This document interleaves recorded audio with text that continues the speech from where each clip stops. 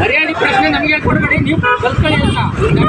DC ಗಮನಕ್ಕೆ ಕೆಲಸ ಮಾಡಿ, ನಾವು ಡಿ.ಸಿ ಆದೇಶ ಪಾಲಿಸ್ತಾ ಇದೀವಿ ಅಷ್ಟೇ.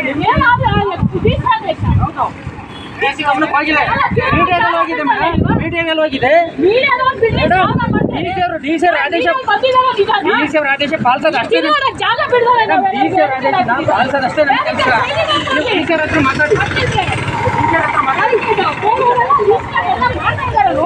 ಗಮನಕ್ಕೆ ಹೋಗಿದೆ. ನಮ್ಮ ಹತ್ರ ಆಯ್ದು ಮಾಡಬೇಡಿ ಮೇಡಮ್, ನೀವು ಡಿ.ಸಿ ಅವ್ರ ಕಂಪ್ಲೇಂಟ್ ಆಗಿದೆ.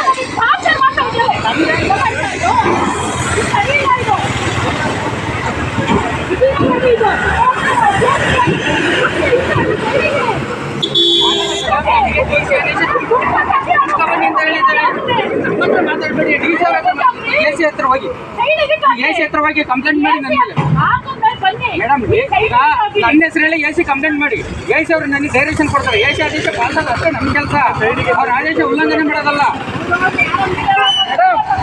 ಎ.ಸಿ ಅವರು ನನಗೆ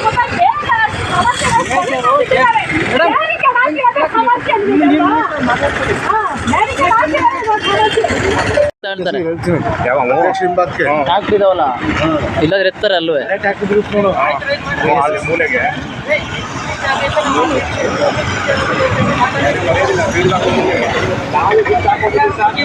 ಪ್ರಕಾಶ್ ಎಲ್ರು ಹೇಳ್ಬೇಕು, ಡಿ.ಸಿ ಆದೇಶ ಪಾಲಿಸೋದು ಅಷ್ಟೇ ನಮ್ಮ ಕೆಲಸ. ನೀವು ಬನ್ನಿ ಅನ್ನಿ, ಯಾವನ್ಗೂ ಹೆದರಬೇಡಿ. ಅವ್ರ ಪ್ರಾಪರ್ಟಿದ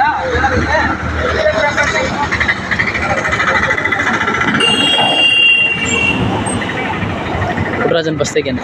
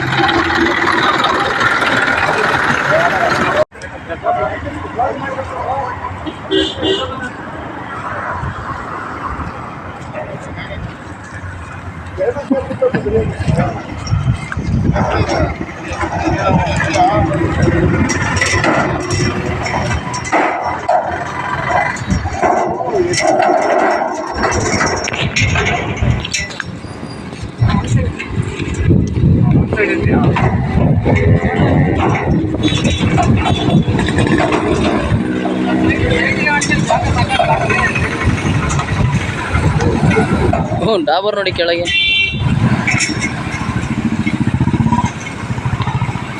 ಅಷ್ಟೇ.